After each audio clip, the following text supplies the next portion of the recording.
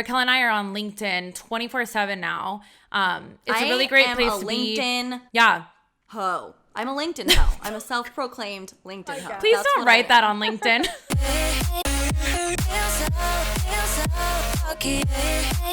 Welcome back to another episode of the Millennial Girls podcast. I'm Racquel And I'm Natasha. And we are, we're looking for jobs. If you've listened to some past episodes, you definitely know about that. So we decided that we are going to have a very special HR manager come on this episode and just help the poor souls that we are.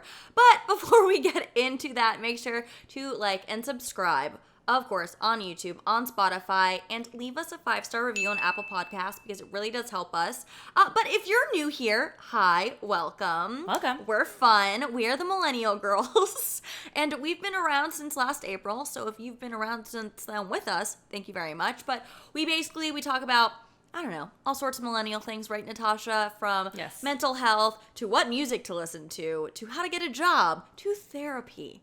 We are your girls. We got you. But enough about us. We have a very special guest on today. She is my best friend Jordan's sister. So basically my sister, the older sister I never had. And she works in HR, guys. So HR business manager, Ashley Catalan. I'm so excited to have you on because she's going to help us get jobs, guys. Or at least tell us how we can be the star in the interview that every interviewer wants. Oh my God, much needed, especially after 2020. Obviously, we were furloughed from our jobs, and I know that we are not the only ones, and we are all trying to figure out what the heck we're going to do with our lives in 2021. If you have a job, you're lucky. Good for you. Hands up to that. But yes, I think we could definitely use this kind of advice because even, Racquel and I are on LinkedIn 24/7 now. It's a really great place to be. LinkedIn ho. I'm a LinkedIn ho. I'm a self-proclaimed LinkedIn ho. Please don't write that on LinkedIn. I've applied for lots of jobs. I've submitted my resume on LinkedIn many times, and nobody's responding back. So help us. Ashley, please help us. Thank you for being a millennial girl and hopping on this episode. I know you've had a very long day. This is like your 10th Zoom of the day. How can we... Okay, let's start with the resume, I think. You know what I mean? Yeah. Because I think that's the first place to start. So resume. So what do you look for when you get a bajillion job applications? How do you kind of sort through everyone? So I sort through what's the job I'm looking for, right? What am I looking for? What are the skills that I'm looking for in this position? What's the personality that I need maybe within my team? What role have you held? How long have you held your position? What company are you working with? I think sometimes people overdo it with resume. It doesn't need to be anything too fancy. Really needs to be simple. Your name, contact information, where you've worked, your positions, internships, education, if that's applicable to you, but really simple. Really don't overwhelm someone using too many keywords. Maybe keep it short. I'd say 1 to 2 pager. Anything longer than a 2 pager, we're not going to read it. So internships are important to have on your resume because I was honestly debating of taking mine off because now I'm almost 6 years post grad and I'm like, no one cares about my internship from 2014. So keep those on, you think? Your history and your resume, I would say keep it to the most prevalent. So if you've been somewhere for the past 5 years, you'll keep that on there. If that's where you've been the past 5 years and maybe you've had 2 or 3 before that, I'd add those on there. I would say your last 3 employers, keep it short, keep it brief. So I know that me and Natasha have been, like I said, LinkedIn hoeing it up. We've been all over LinkedIn.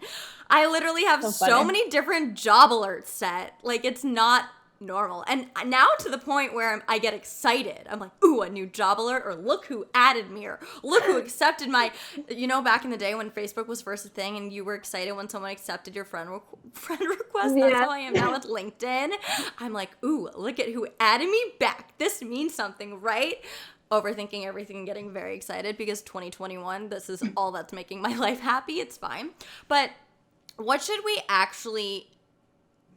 should we differentiate anything from our LinkedIn to our resume? Because I have basically the exact same thing on both. I actually always love it when someone has like their LinkedIn URL on their resume. I think that's awesome. You should totally do that. I think it should mirror. They both should mirror each other. Sometimes on LinkedIn, you may have a longer history just because everyone usually puts every position they've held, every company they've worked for. So I think that's fine. I think that if you're going to translate that onto your resume, again, let's keep it to a 2-pager. If it's going to 3 to 4 pages, you need to shorten it a little bit. So it's okay if maybe you have some employment history or even internships listed on your LinkedIn, but they may not be on your resume. Just make sure you let the recruiter know, the hiring manager know, hey, I did, just to keep my resume short, I did leave out some of my previous history when I first started out in my career and some internships. What kind of characteristics are you looking for? Because obviously every industry is different as far as the skill set that you have, but I would assume that there are certain characteristics or certain keywords that are triggers to be like, oh, that's attractive. I want to call this person, because no one's calling me yet. So clearly there's something missing on my resume. No one called me either. I think, as you mentioned, it's subjective to industry, to each position, to really what each company is really looking for in that candidate they're looking for to hire in that specific role. So I can't say specifically like in overall in every role, this are kind of the skills that you should have. But I think certain things that anyone that are skills that are transferable are be confident, be curious, be realistic. I think that can translate very well into any interview. Also, when you're applying, some things to kind of say to yourself, some mantras, be curious about the company, the position. When you're interviewing with someone, ask them, what skills are you looking for? Who's going to be successful in this role or within this company? Be confident. I think that we can get in our heads a lot of the times, right? You mentioned it, being on LinkedIn all the time, putting your resume out there, not getting calls, or maybe going on so many interviews, but not getting the job. It's okay, but don't let that hurt your confidence. So just keep going, keep being positive. The right job is going to come to you at the right time. Do you have any tips before getting that call? Because I personally, and I'm sure Racquel too, since we're speaking kind of people, it's a lot easier for us to present ourselves in person and really prove ourselves in person and talk. So even on paper, you can write the world on there. I'm an expert at freaking everything, but what's going to be attractive to make that phone call, first of all? And then again, I know cover letters can be a part of it too. So I don't know if maybe touch on that, but yeah, how to get that call. Yeah, I think if you see a position out there that you're interested in, simple resume, applying online, researching on LinkedIn. I know you ladies say that you use LinkedIn a lot. Maybe researching the company, kind of figure out who's the hiring manager at that company or who the HR person is, reaching out to them on LinkedIn saying, hey, I applied to this role, expressing some interest in the role, or even just asking a little bit more of information about the company and what kind of person do you look for within your company or an organization that I really look up to and I'd love to work for. Those are some things that you can do before an interview after applying online, just to gauge your interest, also to kind of put some feelers out there. Maybe that person will refer you to the hiring manager. Maybe that person will refer you to an HR person. So definitely going on LinkedIn, looking up some people that work within that company, asking them some questions, reaching out to see what their experience is working in the company, or if they're in the role that you desire to be in as well. I think that those are really great ways to kind of set yourself apart. But also, while you're waiting, after having pressed that submit application button, it's a good way to kind of, I've had that experience where people have reached out to me on LinkedIn, and I could refer them to somebody who could be the person that's going to help them kind of gain an interview or gain some insight into that role in that position. I've done that before. I've reached out to people and they've actually given me an email. They're like, hey, I'm not the right person, but this is who you should email and da-da-da-da. And I've actually, I didn't get the job, but I actually heard back from that person. I was like, oh, that's surprising, because for the most part, you're sending, a cold email and you're like, fingers crossed, let's hope this works. Yeah, I think a lot of the times looking to see, look at companies and people that are in the roles that you aspire to be in, look at their career path, how they got there, maybe some positions that they've held throughout their career, kind of gives you insight of kind of who to reach out to, maybe even reaching out to them to see if they know someone within another company. We all network, right? Everyone knows someone that's either looking for a job or looking to hire someone.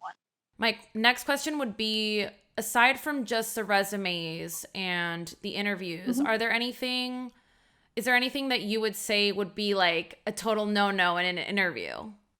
Oh yeah, we gotta get back. We gotta get into the interviewing process because now we're like, okay, the resume, we've covered that. Also, wait, one more question. Do you guys read cover letters? Because I despise cover letters so much.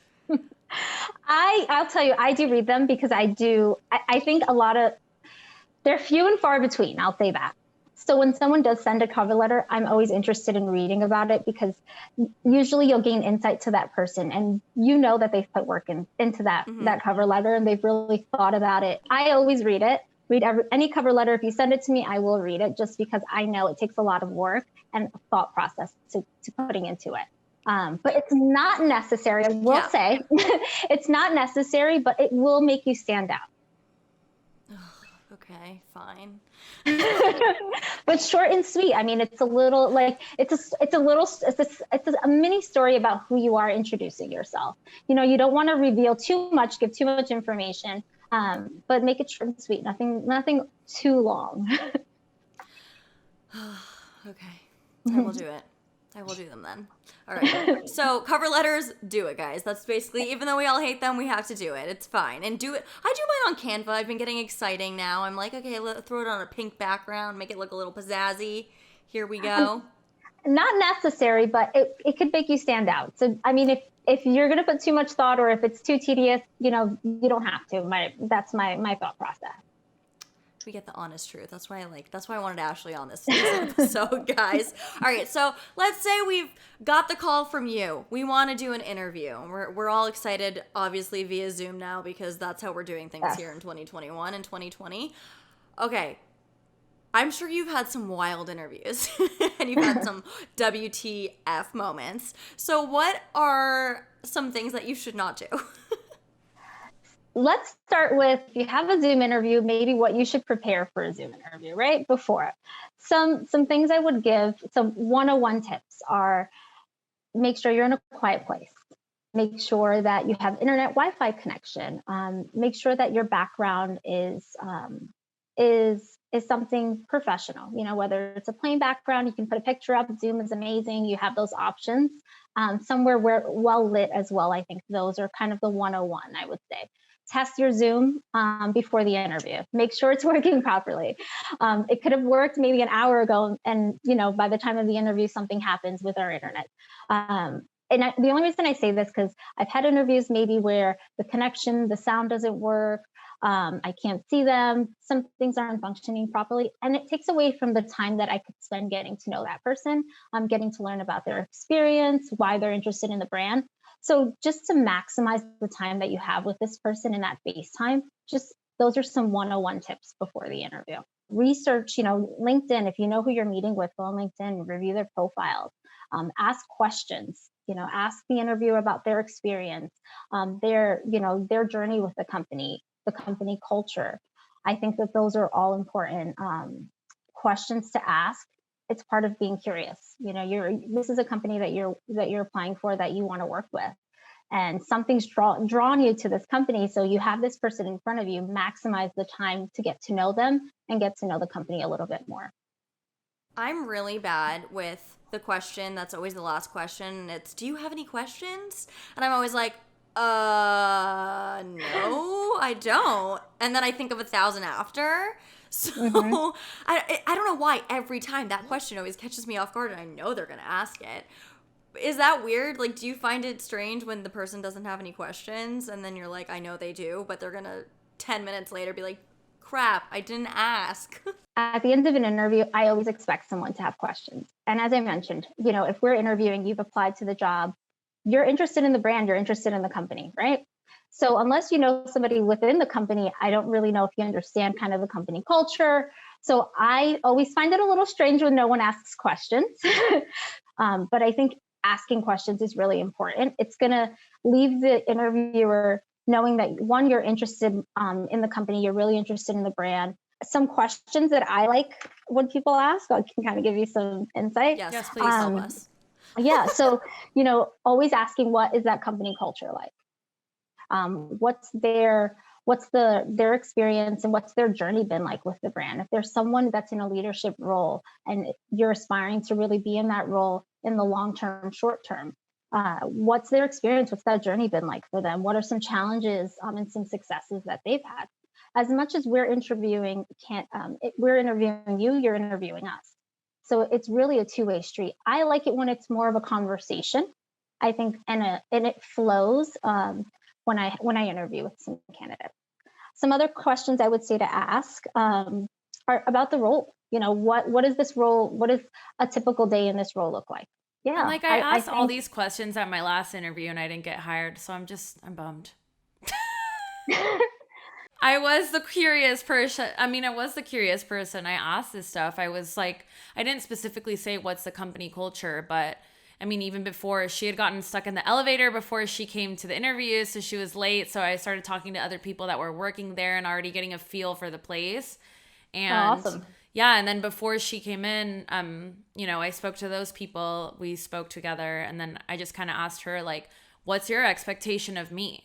Like, that's a question that I always ask now because I want to know, like, just because maybe, whatever I applied to said we want this person to do XYZ job description. I want to hear from you, like, what you're thinking I'm here to do, because, I mean, it could be totally different. Like, you come in thinking that you're doing this role and they're expecting something else completely different. It's funny, like, I make those steps, but there's something missing.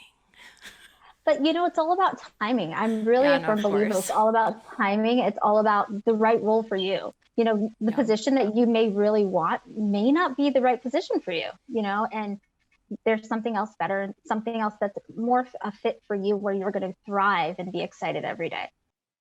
Another really great question is kind of where do they see like your career path growing? I think we're in COVID now. Some really great questions to add are, what is the strategy for the company going forward? What kind of answer are you guys expecting in that regard? Because that was one that I did get a little stumped with when she asked me what I saw myself growing into, like what role was kind of the goal role. And I was like, great question. I'd be like, I don't know. Are you hiring me?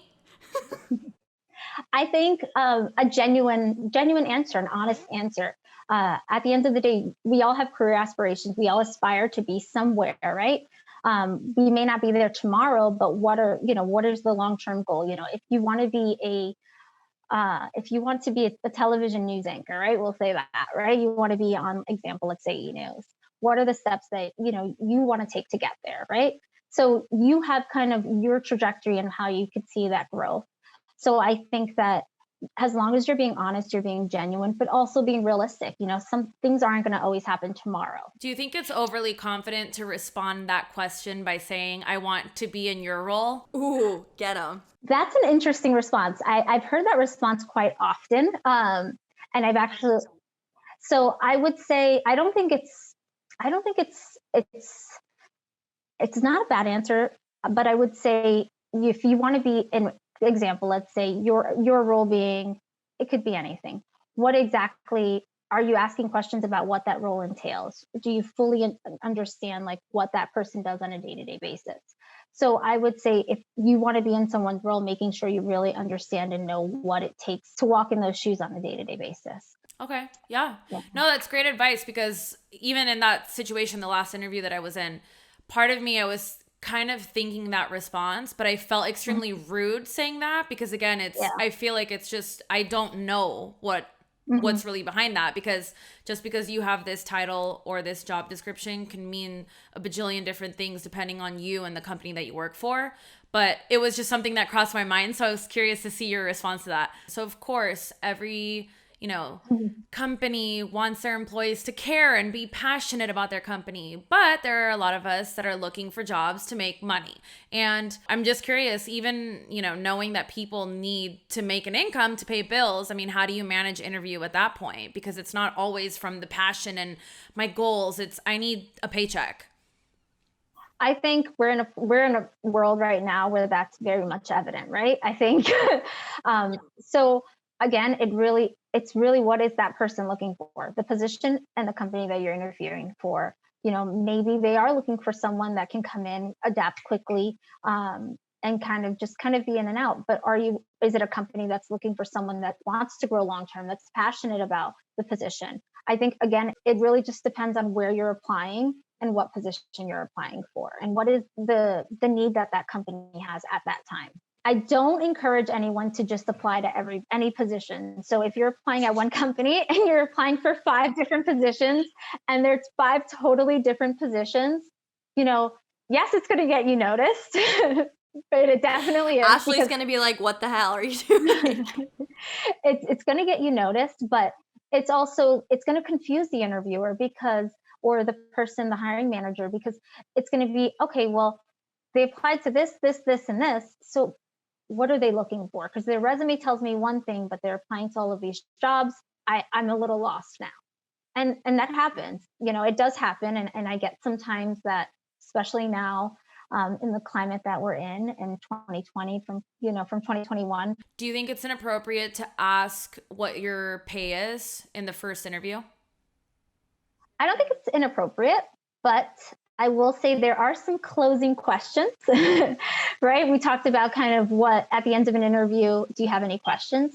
I would include that question in there. You can ask, what's the salary expectation for this role? Most likely the interviewer will probably ask just to gauge where you are and what you're looking for. But if they don't, it's definitely okay to kind of ask that question. But I would always leave that to kind of your second to last or last question. If somebody asks, hey, do you have any questions for me? Definitely don't lead with that. By the way, what am I getting paid? No, I mean, people do it. I'm the one that I don't ask at all. So that's why I was just curious, if it's seen as inappropriate or not. I mean, of course, it's always going to be expected at some point because it's going to be written on paper and you sign and whatever. But sometimes I feel almost rude asking, even though, of course, I mean, you have the right, but. I think it's okay to ask salary expectations. Ask, if benefits, PTO, sick time, those kind of company benefits, if that's something that's important to you, ask those questions, see what that package looks like, see if it's what you're looking for. Definitely okay. Again, it's great to ask questions. It shows that you're interested in the company, shows that you want to learn more. Would there be any last tips, advice that you'd give to anybody applying for jobs now? Yeah, I would say, before you start applying, sit down with a sheet of paper, a computer, wherever you feel comfortable writing, and write down your goals. What are you looking for? What are the top 5 positions you'd like to hold, top 5 companies you'd like to work for? And then go and research those companies, look at their websites, look at their LinkedIn, and then go and see if they have the position that you're looking for. Look at their career page, read the job descriptions before you apply. Really know what it is that you want. So when you are going through the interview process or you're applying, you're confident and hey, this is what I want, this is what I'm looking for, because you're going to help narrow your search as well. Right now, I mean, Racquel, we talked about it.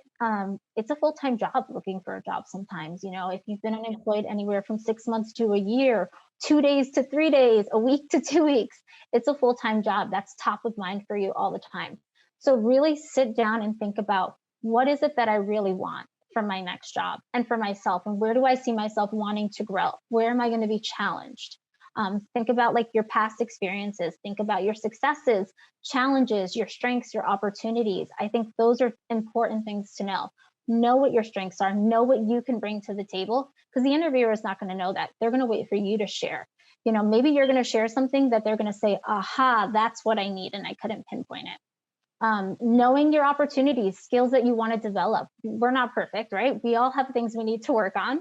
So I think always admitting that and being honest and genuine when you share that as well. The interviewer is going to know that. And if you want to share a little story of how you're working on improving this, I think that always works as well. So just some things to think about before you start applying, to just really sit down with yourself, and interview yourself. Think about, would I hire me? Put yourself in the interviewer's shoes as well, and research leaders. So if you want to be somewhere high up in a company or in a coordinator role, look at some of those companies, look at people in those positions on LinkedIn. I feel like LinkedIn is a really great tool and source to use that's not always optimized. So going on there and looking up somebody's profile and the steps that they took to get to where they are. And again, reach out to them, just have a genuine conversation. Hey, I really like to be in your position in the next however many years. Can I just ask how you got there? Could you share any tips with me? At this point, LinkedIn should sponsor our podcast because we've mentioned it so many times. So LinkedIn, I'm looking at you. What's up? Awesome. Thank you so much for your advice. That was really helpful. I'm like motivated now. This week was not a good week, guys. It was not a good week with applying to jobs and everything, and I hit a wall. It's so stressful, especially for anyone in entertainment right now, entertainment and music, because it's not coming back anytime soon, so the jobs are very far and few between. So I had a meltdown, but it's fine. I feel so much more relieved after talking to you, Ashley, and having you on. It's been a rough week. Applying to jobs, especially jobs in the music and entertainment industry right now, are just very few and far between, and a lot of people, unfortunately in radio and everything, are out of a job. So when a job comes up, 3,000 people are applying. So it's definitely one of those things. It's a really weird time, but hopefully sometime in the next couple of months we'll kind of be redirected back to some sort of normalcy. I don't know. I'm hoping it's that way. Thanks for having me on, though. I really appreciate it. There is one thing I thought about just really quickly that I wanted to share, that I feel like sometimes it happens in an interview. It is kind of oversharing personal life. I think sometimes that tends to happen in an interview. So I think that I'm always so scared to talk about my personal life. Like if they ask, I'm like, can I talk about this? Is this weird? Sometimes I think, some people, I've been in some cases where it's oversharing, but I think it's always just keep it short and sweet. Give a little synopsis of who you are in like a nutshell. Just because we have a little bit of the time, I have to tell this story because I just have to. My first interview. I'm scared. My first interview was with Starbucks. And it was like the first like real job interview that was on my own, that, somebody was going to call, they were calling me to hire a hiring manager or something like that. They called me, scheduled an interview, etc. And I think I was like, I don't know, a senior in high school or something. So I show up and it's, barista position or whatever. And they start asking me questions and, I talked my coffee game or food or whatever the heck I said. And then they're like, oh, so what's your schedule? Like we got through the whole entire interview, totally fine. And then she's like, what's your schedule? And I was like, well, I'm not really sure about the weekends because on Saturdays I might not be able to make it like in the morning. And she's like, well, why not? And I was like, I just shot myself in the foot because I was going to detentions all the time for being late to high school. So yeah, don't share your personal life. That's actually Did you tell her? Never got the call back. Never was a barista you tell her at the Starbucks. Truth? Yes, no, I didn't say like, oh, I'm, I was like, because I get detentions. And then I shot myself in the foot already. Like, I was like, I'm not going to explain why. Like, she didn't really, it was already done. It didn't matter. Yeah. I think a good substitute answer for that is I have some school requirements on Saturday mornings that, limit my availability.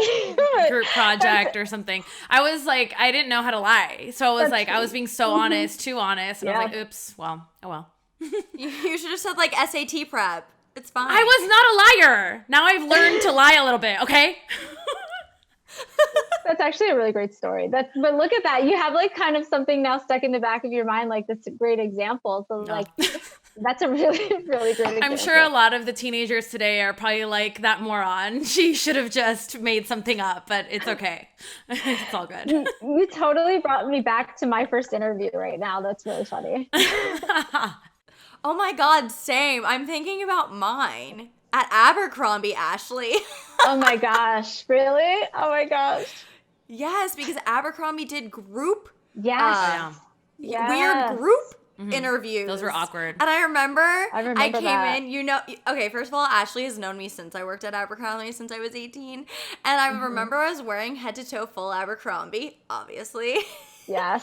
And like minimal makeup because I knew you were supposed to be minimal and like a model and natural. Yes. And I remember the people we were interviewing with were all impactors, trying to be impactors, aka the people who worked in the back, not models, the people who worked in the front. This is so bad. And I just remember everyone was like, yeah, like I just need a job. And I was like, actually, like, it was just one of those things that was. Oh, so you totally rocked the group interview, right? Of course I did. I was the complete opposite. You just really brought me back to retail days. My first interview was, I think I was 15, 16. I was in high school, and it was with Forever 21. I remember like being so nervous in the interview. I was like, oh my gosh, I'm going to say the wrong thing. I don't know what's going to happen. Group interviews are just really weird. Yeah, the group ones were strange. like, I did not enjoy group interviews. Mm-mm. Did you have them? What did you have them for? I had it for Guess. Never worked retail in my life, so that didn't work out. And then Panera, I think. Or no, really? It wasn't Panera, but it was like a Panera in San Diego. It was something like it. Yeah. But I did not, group stuff. I don't shine in those. I mean, now I could, but back then, definitely not. I needed like the one-on-one experience. It's definitely awkward because I feel as though in interviews, you exactly what you might want to say the person before you said. So you feel like you can't say it because you're going to be repeating or copying their answers. Look, coming from somebody that was more of an introvert, not like Racquel, like, hey, and this is just advice for anybody that's listening that might be more like me that might not rock that interview. I mean, I would definitely just say like, force yourself to just be the first one to answer. I know it could come off as overly ambitious or whatever, but I feel like it just works out that way. Like there was a guy that just was like, boom, boom, every single time. Like he was like first. Cause he just knocked it out of the bag. And I mean, it was almost like rehearsed at that point. Like you could tell like it wasn't his first rodeo and it was definitely mine. But yeah, just, practice with people, especially if you're in college right now or even in high school listening. I mean, just practice, look up questions online. I'm sure there are even TikTok videos that show you how to do interviews. Oh my gosh, probably. Yeah. You should do that. That's actually really such a good Ashley, idea. you should do that. Wait, Ashley's going to blow up on TikTok. You're welcome. I love Guys. I love a good role play. So I'm not going to lie. I think role playing, practicing interviews, 100%. That's the best way to get confident, best way to get comfortable. Wow, I really like that idea. We should do that. I think some really great answers that I've gotten, and this is where you kind of get to know someone. Some people have said they like to do charity work or like they like to mentor kids outside of, being at work. So I think they're asking that question. I really do like it sometimes because you get an insight to who they are and how they spend their free time sometimes, which I think is important. It kind of leads to their character and essentially who they are and how they're going to show up for you on a daily basis at work. Natasha, you're good because you cook. So you could be like, I'm actually a chef. Yeah, I was like, I have many passions. So that one's normally an easy question for me. But I mean, especially when I was younger too, because now again, I mean, once you kind of go into your career, it's a little bit different. But when you were still in college and stuff, you were required to do things for school too. So you could add that to your resume. And I did the charity stuff too. And even just like volunteer work sometimes just on my own, like with a company or something. But it hasn't been something I've done in a while. So yeah, I mean, back then it was something I would have probably mentioned too. Yeah, I didn't even think about that because I work a lot with Make-A-Wish. So that's something definitely good to put on the resume. Do you have it on your LinkedIn? In conversation. No. Put it on your LinkedIn? I should. Yeah, I have all my charity stuff on my LinkedIn, but it's like all the way at the bottom now because it's been a while. I was going to say, where is that? I need to look at that It's area. volunteer. So like volunteer work that you do, you can just add it in. Mm-hmm. And by the way, speaking of LinkedIn, there's a lot of stuff on there. I put those a long time ago, but there's like that. You can put the volunteer work. You can put skills. There are like tests that you can do. No, yeah, you can get endorsed by other people, but you can even like take tests on there to showcase certain skills of yours. Like especially with me doing media stuff, like there'll be full-on tests on Photoshop or on Premiere Pro, and sometimes it's not as easy as you think, you guys, but if you pass those tests, it shows up as a skill on your application. So if you do a good job. I don't remember names of things. Just look at my content. Like look at the portfolio. Okay. Thank you so much, Ash, for coming on this podcast. If anyone has questions or even about, doing mock interviews or anything, where can they find you? They could connect with me, I would say, on LinkedIn. Perfect. Ashley Catalan. Find her, connect with her. all the knowledge that we all need right now currently. And of course, you guys know what to do. Follow, like, subscribe on YouTube, ring the bell, and leave that 5-star review like I was talking about earlier. Apple Podcasts, and then subscribe on Spotify. We're on iHeartRadio. You can find us anywhere, basically. Millennial_girls on Instagram. My personal at Racquel Goldy. And at Natasha Salehi. And we will see you guys next time. And like we say here, peace, love, and unicorns. Peace, love, and unicorns. Bye, guys.